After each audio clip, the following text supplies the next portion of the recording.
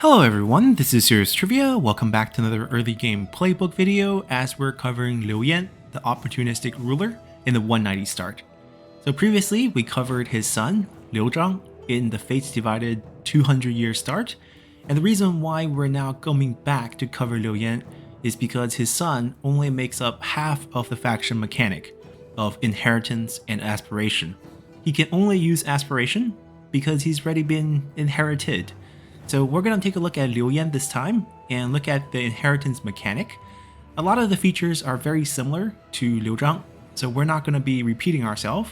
And to make things a bit more interesting, we're going to be showcasing a very extreme but very interesting start where we actually reach the 3 kingdom stage on turn 1. It will take a bit of diplomacy exploit, so if you're not into that type of gameplay, you can definitely check out our Liu Yan actual Let's Play that has been done on the channel before. The only thing that's changed is there was a bug with large cities providing faction-wide commerce income. That is no longer the case. Aside from that, I think the game will play very similarly, so we're going to showcase something different from what we did last time. And it involves using our lovely mother/wife to seduce the single men's on the map so that we can confederate pretty much 70% of the map on turn 1. It should be quite fun. So looking at the map, we start out once again in the west, in the middle of the Shu region. We have half of the Shu commandery plus a little bit of Basi. It's not much, but it's something. And you can see there's a ton of factions on the map. We're far away from the central conflict. There are Nanman factions that are splintered below us. And to our north, we have Gongdu, Mateng, and Dongzhuo. These will be very key, especially Dongzhuo.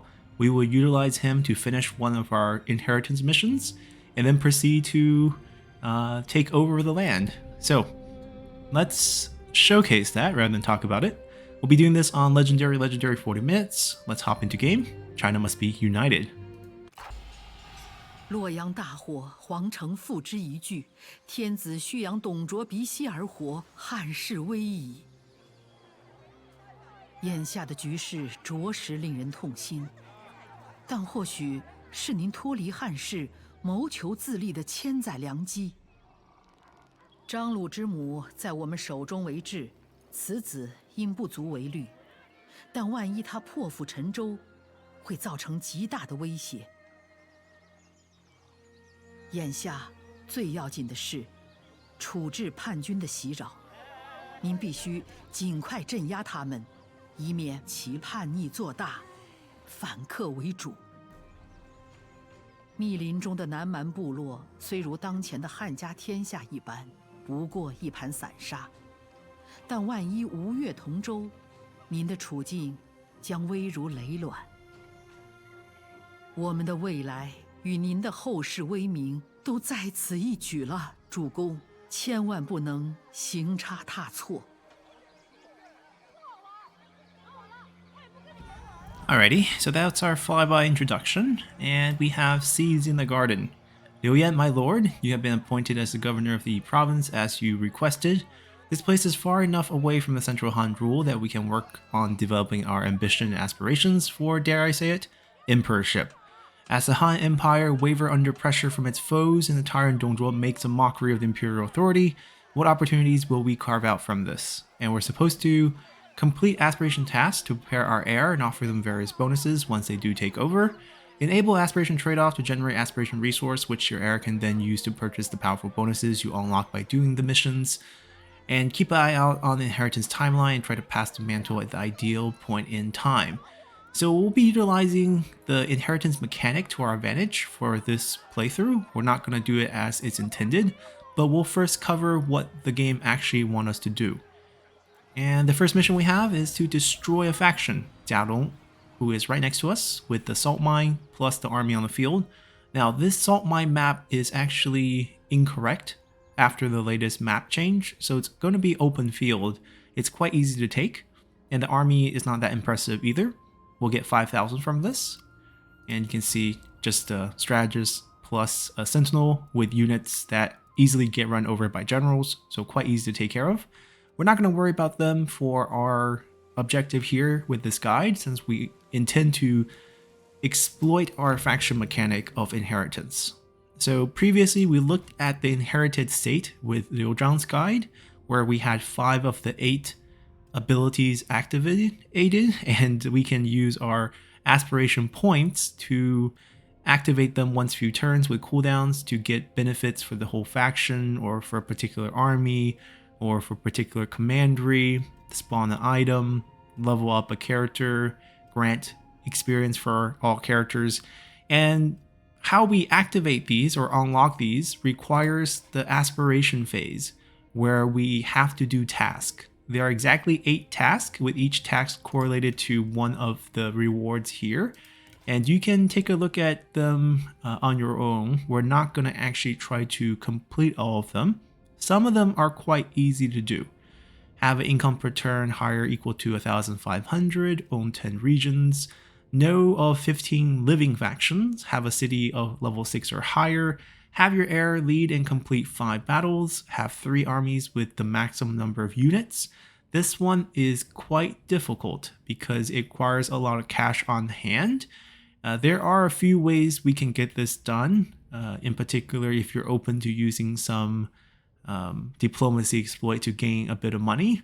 Or if you want to play it straight up, you could just conquer the Han territories near you. They're probably the easiest ones. I'll recommend how to do that. Have your heir level up and win 3 duels with your heir. If you swap heirs halfway through any of these heir objectives, it will reset. So for example, if you have Liu Zhang do 2 duels and you swap heirs, you have to restart the 3 duels. Just be mindful of that. And each one of them will unlock a corresponding reward that you can use once you do pass on your faction. And you can inherit at any time within these 4 time blocks, resulting in different bonus effects given over to your heir. These will be character bonuses given to your heir. So as you can see here, if we have a timely inheritance going according to history, we get the most bonus. Then if we're delayed, a little less, late, penalties. And finally, if it's after 201, then it becomes really bad. Now you might be wondering, what happens if my leader dies? Well, that is inheritance too. So once you inherit, all the tasks will be grayed out. You cannot do them anymore. And we also have trade-offs. So this is a separate mechanic if you think about it. These are things we're doing to try to pick up abilities that we can use once we become or inheritance happens. These trade-offs happen right now. And the reason why we might want to do trade-off is we can stash a bit of aspiration before we inherit. There are a lot of other ways to gain aspiration. If your city is level 6 or higher, they will automatically generate aspiration. So large cities and higher will generate aspiration per turn. If you conquer a new piece of land, you will also gain about 10 points of aspiration. So if you don't want to make your game any harder, you don't have to do trade-off. And how trade-off work is that once you activate it, it will start at level 1, and every few turns, it will advance to level 2 and then level 3, but you'll get more aspiration, but the effect gets worse until level 3 where it evens off at the same tier as level 2. So in essence, if you turn on all 8, which I actually did for our Liu Yan Let's Play on the channel, you will be suffering from all sorts of negative effects. Satisfaction drops, construction time increases, decrease to all your income, and minus military supplies, minus trade influence, plus character salary, plus upkeep, and loss of public order. And you still have to try to do these. So I don't recommend most of them. There are a few that you can probably get away with.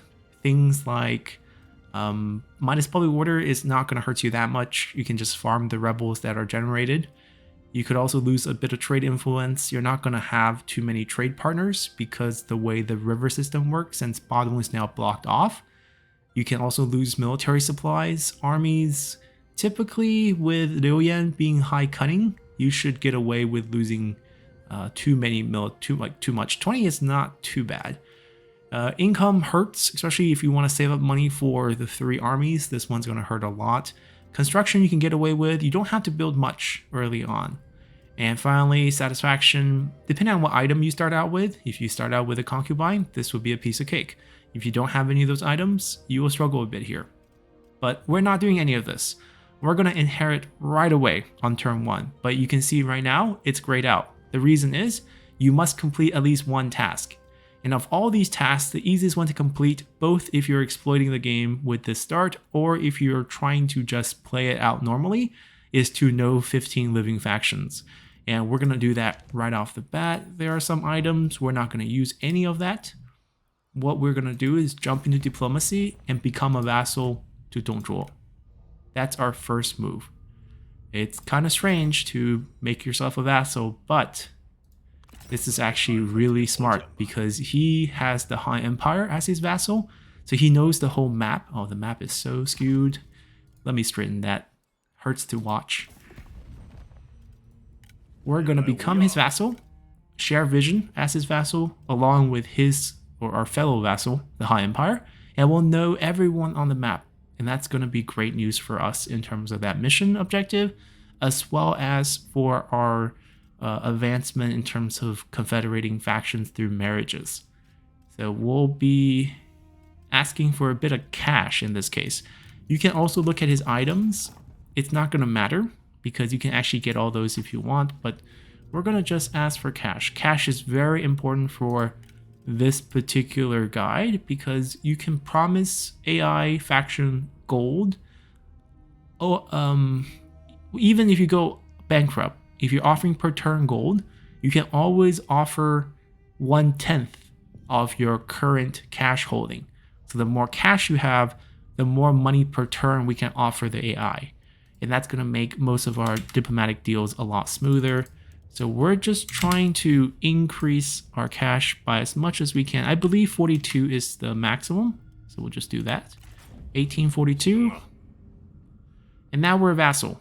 And once we're a vassal, you can see we now know at least 15 living factions. As a matter of fact, I think we know pretty much every faction on the map. And we can hop back. Come to our aspiration. You see we have completed this. The ability we pick up is the one that can spawn an silver item. It's not bad, and we're just gonna keep that one. I understand that we're giving up on a lot of bonuses, but in terms of faction mechanic, we're not really changing the game by too much, leveling up a character and so forth every 20 turns, every 4 years. Typically a game lasts anywhere from 120 turns to maybe 150. So by the time you pass this on, you can maybe use this 5 times. It's not a huge loss. The item one being 10 cooldown, it's probably faster. A lot of the other ones, it's neat. Like some of them last for the entire 15 turns, like having an army move 35% campaign movement range plus 20 morale. Those are strong, but we can't really wait with this particular goal of confederating factions in mind. There is nothing we can really finish aside from this one on the first turn. Now, if you do not intend to use this technique, I still highly recommend you becoming Dongzhuo's vassal on the first turn, because you will instantly activate this, and not only that, afterward, when you want to declare war on the Han, all you have to do is come here and declare independence. This is like a war declaration. When you do that, you end up fighting the factions you wanted to fight anyways, because the easiest expansion path for you early on is these free Han territories around you.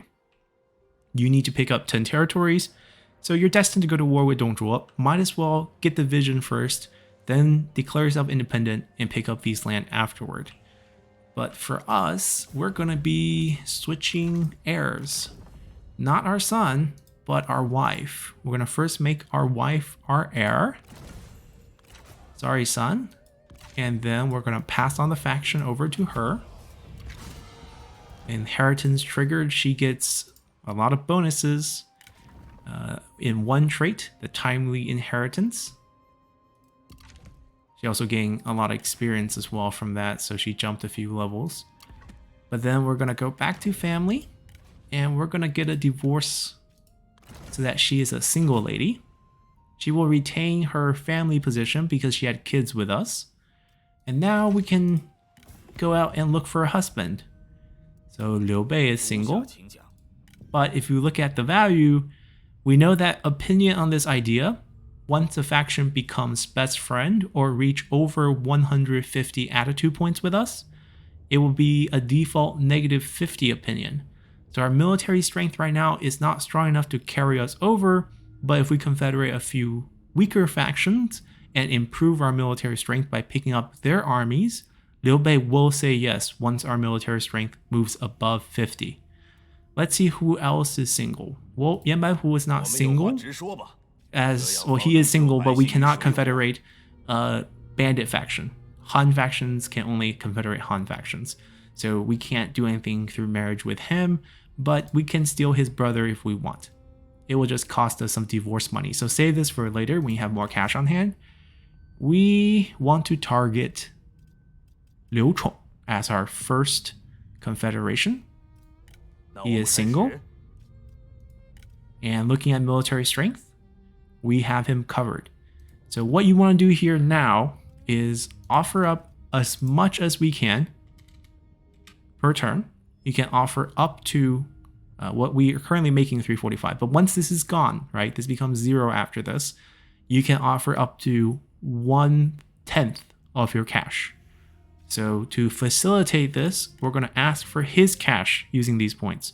So right now we're not just gifting him an empty promise for improving attitude, we're gifting him an empty promise that will never be paid off because we'll never have him go past this turn and still remain a faction. The goal here is to just steal his cash. Can we do 800? Let's do 800. So that didn't improve our relationship because it was a fair deal. But if we continue this, now we can offer 1/10 of our holding. And we're going to ask for the rest of his cash. I think we can get all of them in 3 tries. Then we go back. Now we can offer more because we have more cash on hand. And we're going to take the rest of his cash so we can offer more going forward. Now, because these deals are more favorable for him, his relationship with us has started to improve. For those of you who are not familiar with how diplomacy works, anytime you have a value of 5.0 or 15.0 in terms of diplomatic attitude, the AI opinion of you will take leaps, basically. And the leap will be a trending value. So the current value is not going to change until you do some deals that are dealing with cash right now, which we'll show you. But the first thing we actually want to do right now is offer him everything we can. It's worth 8.2, and we're going to secure non-aggression pact because these political deals actually improve your relationship by quite a lot, the treaties. So we're going to do those first. And I'm just going to offer him everything we have now for military access for the same reason. And you can see our trending value is growing, but our current value is not changed. So we got to keep doing this. Now what we want to do is we want to empty out his items. So let's see what he got on turn 1. So we'll take a bronze item and we'll trade that over. It's a favorable deal. And these deals will refresh the current value. Now it's trending towards the actual value. So what we're going to do is just give him a few more of these first, so the trending can keep growing. Once it's over 150, we'll use our money to buy off all his items. So by the end of this deal, not only do we pick up Liu Chong as a character, he will be our new husband, we'll also be picking up all his items, all his cash, and all his land, as well as the army that he has on the field. It's a very small one, but we'll be able to use that to add to our military strength. It's a slightly tedious process. As you can see, we don't have much cash on hand, so the offers we can give him is not going to shift the relationship that much. If it was 15.0 each time, this value towards the trending will be growing a lot faster. Unfortunately, we don't have that luxury, so we're going to just do a few more here. I think 2 more should do it.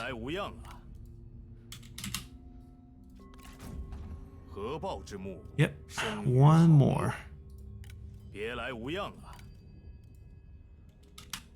The little bubble notification is just telling us if we end turn, we'll be bankrupt because we're paying him way too much. But don't worry, if we confederate his faction, then we're actually not going to pay him anything.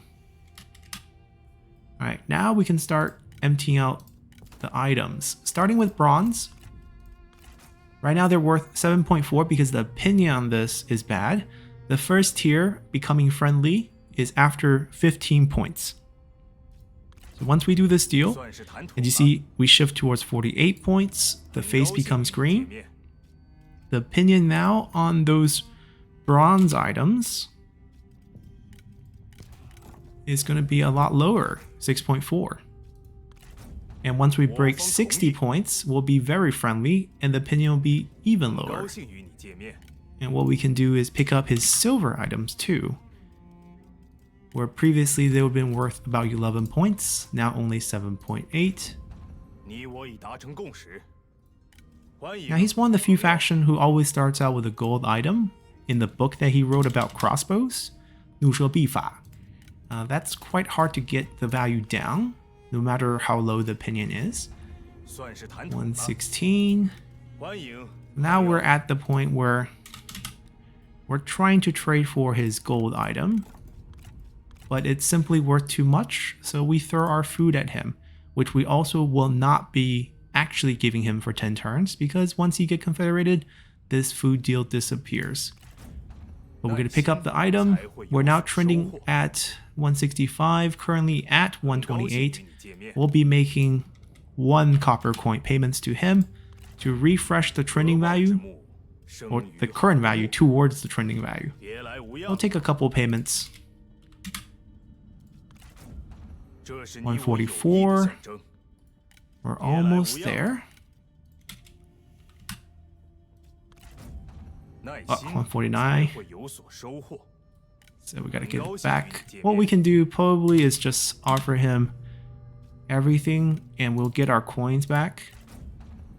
And that refreshes the value too. That way he ends up with absolutely nothing. No cash, no items, and also no faction, as we're gonna have him marry us, and he's gonna be very happy doing so.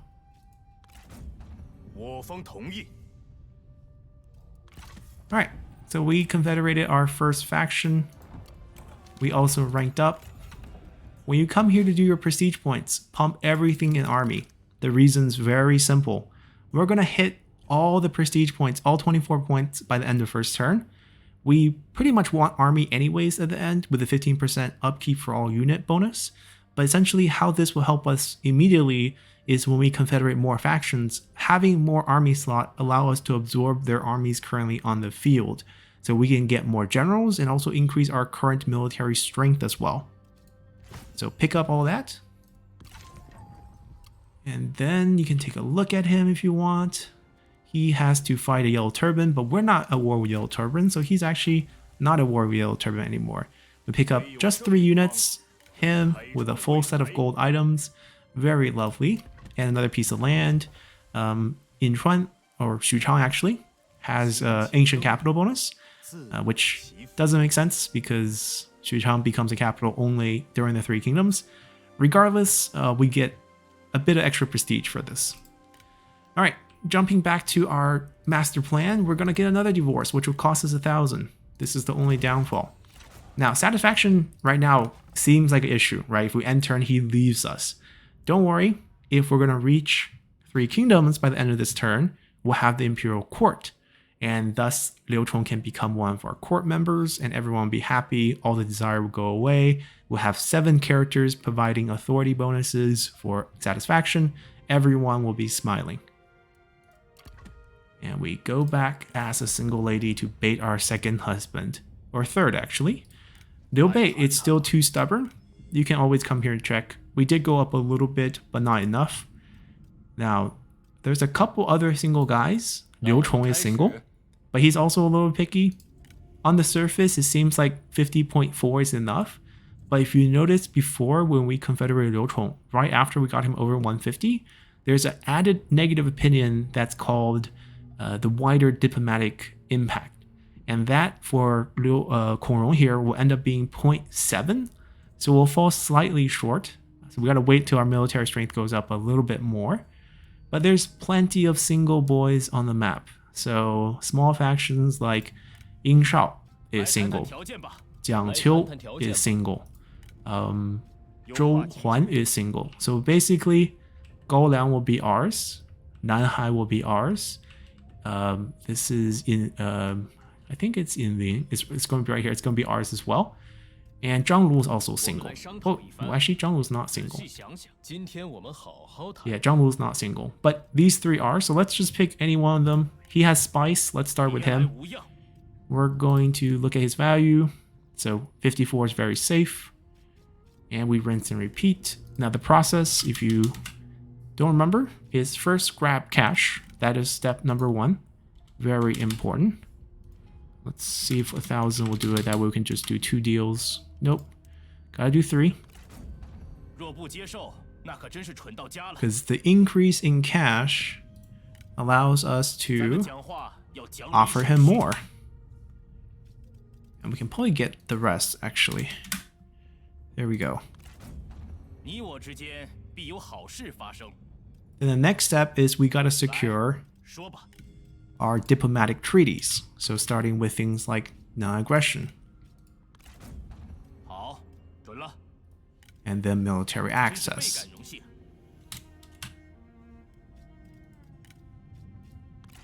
And you can see the trending is already headed the right way.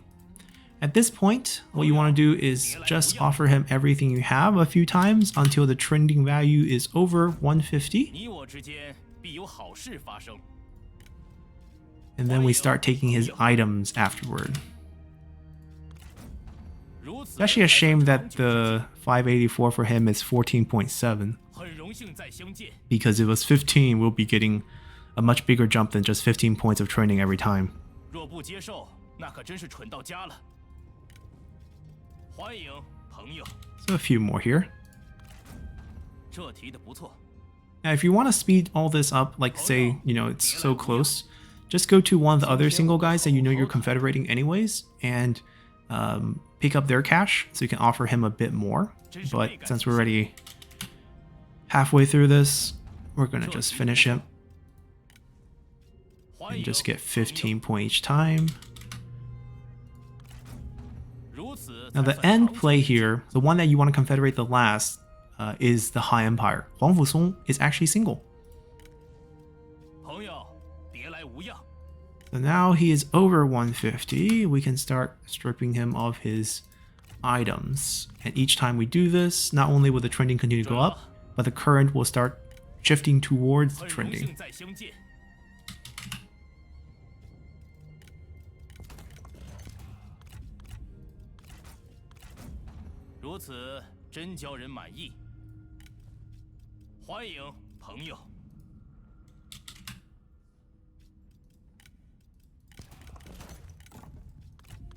We might be able to get both. But we probably could have done it separately just to get the trending value through. Alright, couple coins now. 127. Only 2 more deals, so we're gonna do 1 more coin. And then the final deal is just getting the coin back. If you're lazy about typing, you can just give him 50 instead of 1. And then on the last one, you're getting them back anyways. And you'll be just fine. We're trying to be efficient here. And boom. Husband number 3. And unfortunately, we have to go and divorce him as well.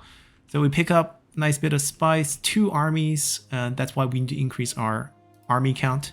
A few more generals that we'll worry about how to deal with after all this is over. You pretty much want to take a look at everyone you confederated at the end and decide who you want to put into your court, who you want to fire, who want to be administrator.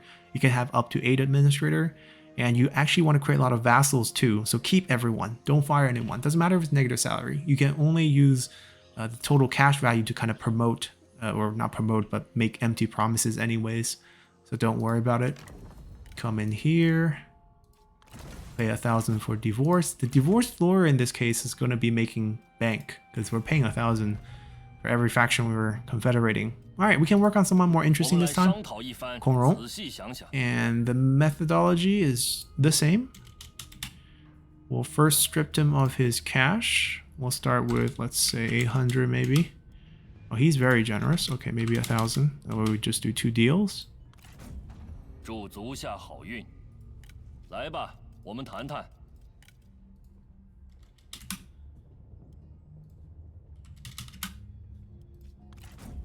这是你我友谊的象征。我们来商讨一 Then 番， we're 仔 going 细想 to 想。 the diplomatic treaties. 算是谈妥了，别来无恙啊！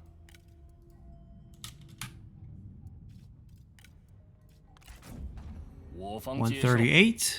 So I think we can start with the items. It's high enough. Each of the item deal is gonna increase the trending anyways. Start with the lowest quality.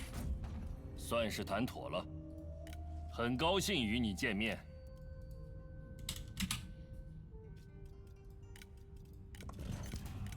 Oh, no stone pig. Wait, this is bugged out. Open again. Okay, let's redo that one. Sometimes 请进， they 朋友。 do bug out a little bit because there's at least always a stone pig. We know that much. Yeah, if diplomacy doesn't work for you, just close the whole menu, open again, 算是 and 谈 it 妥 will 了， reset. 别来无恙啊！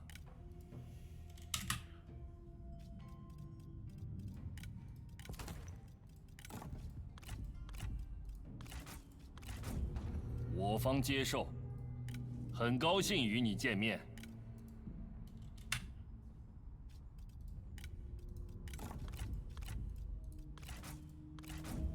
我方同意，很高兴与你见面。 And give me that silver armor. And he 算是谈 became 妥了， our best friend already. 请进。 We didn't have to 朋友 pay him single coins, and we confederate him. You see the minus 0.7. That's what we want to avoid by getting another fellow in between us. So you'll be husband number 4.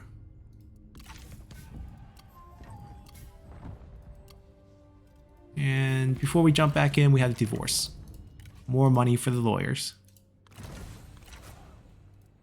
Alright, so I'm gonna rinse and repeat this. I'll put this on time lapse. I'm gonna do as many factions as we can, and then finish everything off with a Han Empire. They have the most land, and thus the most prestige. Once we get them, we will hit 3 kingdoms. And usually from my test runs, Dongzhuo obviously will become one of 3 kingdoms, so we automatically will not be his vassal anymore, because you can't be a vassal of a kingdom, cannot be a vassal of a kingdom. So we break off and go to war. The 3rd kingdom, because everyone else has so little land, actually pretty much always end up being Gongsun-tu over here, which is quite interesting. It's far away, but we'll have most of the land here anyways.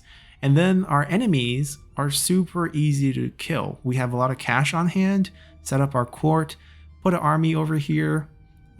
We wipe them out quite easily, set up a bunch of vassal network, get some trade deals through, and then we'll just basically be fighting Dongzhuo. So basically we will have our wish, Liu Yan's wish to become an emperor and save the Han court, I guess. Our wife, if you don't like her as a leader, send her out in the army, get her killed, and you'll be just fine. Anyhow, I'll confederate everyone that we can, and I'll put this on time lapse, and we'll end things with the end state. I'll describe what you want to do with the vassal situation, and just take a look at, the result of all this. We'll have so many items, we'll have so much cash, and so forth. So until then,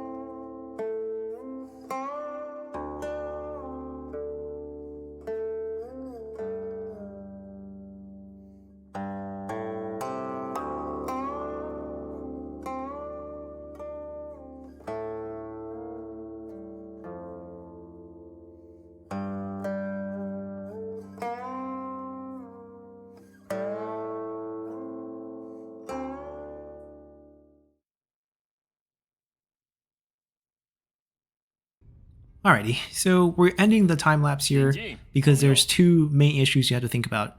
When you have all the small marriages done, the three factions at the bottom, we are left with two candidates, Han Empire and Liu Bei. Liu Bei is going to run into a problem where we are already holding too much land so that he feels like we're too strong, major threat to us. So we have to improve our military strength a lot more. It becomes a lot more difficult. You might not end up being able to get Liu Bei because there's not a point where your military strength is high but your land holding is not.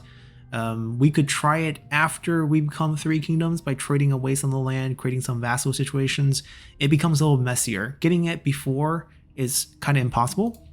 With the Han Empire, however, it's quite easy to get this through. Look at this. Right? To him, we are super strong and not a threat. So all we have to do right now before we actually confederate him is actually disband a lot of our armies. The small ones. The reason why we're doing this is because the Han Empire has some really good generals on the field. Taishi. If we have enough army slot to pick them up, it'll be immensely valuable. So let's start getting rid of them one at a time. You want to be very careful that you don't end up losing enough military strength to the point where, you know, you can't confederate him. That would be a huge loss. So just look for armies that you really don't need on the field. We're trying to reduce army counts. So let's try to shred these. And then take a look. It dropped, but we're still at a pretty positive margin. Kronstadt is actually really strong. Has 3 generals. So we're going to not disband them. That's only about 1 point. So I feel like we can get away with dropping this army. We're not at war with them anymore, by the way, because we are able to negotiate a peace talk when we become a vassal. Dongzhuo forced the peace for us. Alright, we cannot get rid of Cornwall's army. I don't think that's worth the risk. We're just going to take this confederation. We have 6 army slot that's empty right now. There is no way we can actually improve it, in my opinion. I don't think there's any core because we haven't tiered up anymore. So that's it. 7 army slot, putting everything in. This is the best that we can do. And let's see what happens when we confederate them.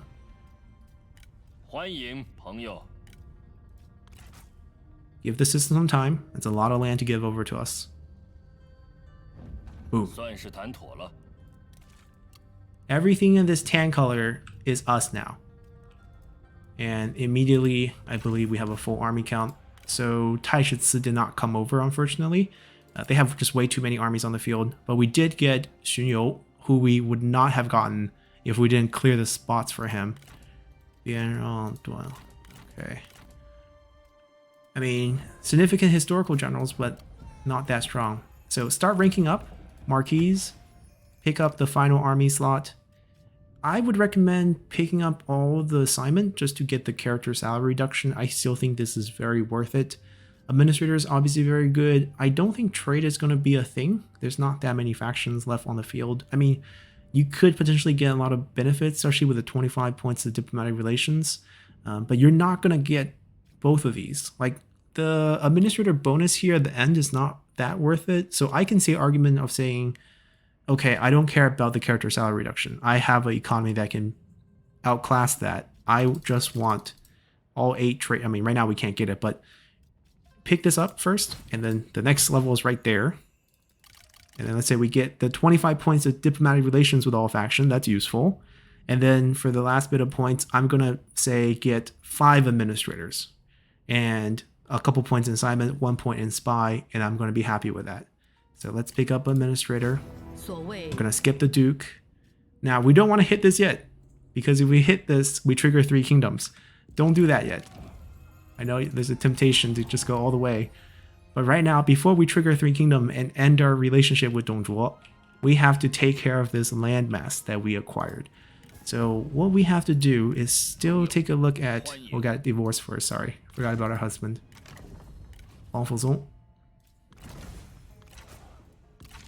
And we're gonna talk to Liu Bei to see how he feels about a marriage now. So obviously we're still a major threat. That is not going away. The more land we have compared to him, he's landless, so it makes sense. I don't think we can force this through. Military strength wise, we also can't improve anymore from this. So right now I think the step to do is grab as many marriages as you can. I'm not going to do all of them, but there's a lot of very nice single boys out there that you can take over to join your faction. And then once you're done, I mean, even he has 2 sons. Once you're done with all the characters who you want to acquire, the next step is to get ready to break away from Dongzhuo by triggering 3 kingdoms. So if you really want to empty him out, this is the time to start promising him everything in the world as well, because he will cancel these deals with you when you guys declare independent from each other. So you can empty out his bank account as well. You can empty out whatever item he has as well. And then once you have all that set up, not really going to do it anymore. We did plenty of diplomacy for this episode. You can also decide if you want to trade some land. Let's say if you want to play a game where you want Cao Cao to be one of the 3 kingdoms, start trading him land. Give him a bunch of land. Because right now, if we trigger it, and we will, just to showcase it. So I said we want 5 points here, 1 point here for the milestone, and just 1 spy so we can start looking at turncoats. Trigger 3 kingdoms. We have become queen. And like I said, Dongzhuo becomes Kingdom of Zhou. We automatically break. And once again, Kingdom of Guzhou over here with Gongsun Du picking it up. It's always him. I don't know why. I mean, it kind of makes sense. Everyone else has like 1 piece of land. He has 3. So he ends up picking up the emperorship. And you can see we're going to be dealing with a faction. They're emperor now, sure, but they have very little land. They have their starting little stack. And we can go after them with our armies. We can resettle our armies. We have about only 8,000 in cash. If we had stolen Dongzhuo's money or gold. So in this case, if this is pretty consistent, which I think it is, this is the 3rd time I've seen it, you can trade all your per turn cash for Dongzhuo's cash as well as Gongsun Du's cash before you do this move, and you end up about 12k income. You can start trading land away to people who are friendly to you. Everyone pretty much likes you. Look at the attitude. So you can get away with a lot of decent trade values. We haven't broken any deals in our life. They just married us. So it became we, and then we divorced them. No one needs to know that part. But you can't hold this much land, right? This, actually, let's look at attitude. Okay, not everyone loves us. I take that back. But once we start giving them land, they will love us. So just start giving people land because we don't need it when we can't hold it. If you have the commandery capital, make your own vassal, right? There's plenty of characters we don't need. We have so many characters. Just say, here, you have that piece of land. We have the imperial court, have it all set up. Grant independence. He's going to like us. He's not going to actually be at war with any of the kingdoms because he joined us after the war was declared. So if we look at his diplomatic relationship, he has no war. So any vassal we create is safe from the 3 kingdoms. It'll be a nice little buffer zone between us. And we can just kind of regroup ourselves, pick where we want our capital or our center of our faction to be, and just go from there. It's chaotic. It will take you quite a bit of time to fix everything, get everything in place. Now, technically, we can still marry Liu Bei. But we're going to look weaker and weaker as we give away land. So it's going to be harder. And of course, he's going to be looking for a auto-generated wife very soon as well. So this is your only real turn. I can't, you also can't trade any land with him because he owns no land. So you can't trade with someone like that. So that makes it also a bit difficult. We have a pretty nice army here with Cornwall's starting stack. But that's essentially the guide. I think this is pretty much the most interesting start aside from the one we did with Dongzhuo confederating the Han on turn 1. Or actually that wasn't turn 1, but pretty close to it. That one got patched up by Creative Assembly pretty soon afterwards. But the good thing is the game support is over. So this exploit or this technique is here to stay because we are the only faction in the game that can produce a female leader on turn 1. There is no other faction, Han factions in the game that has this capability. And because you need to be a Han faction to have Confederation marriage between factions with the Han, we're the only one that can do this, taking advantage of our inheritance mechanic. So it's another way to use inheritance mechanic to end up with something like this. And if you count those 2 pieces of land that we got over there, we ended up with 81 territories on turn 1. We became one of the 3 kingdoms. Now, Dongzhuo's at least capable with the land he has, but this is nothing. So essentially it's 2 kingdoms at this point, and we'll be working our way to take down Dongzhuo for the final emperor seat and just ending the game there. I actually wonder what his abdication value is at this point. 74.52. Okay, and the Confederation value, there's no positive, right? Yep. So no one's really going to join us, but there's plenty of targets to kind of work our way through.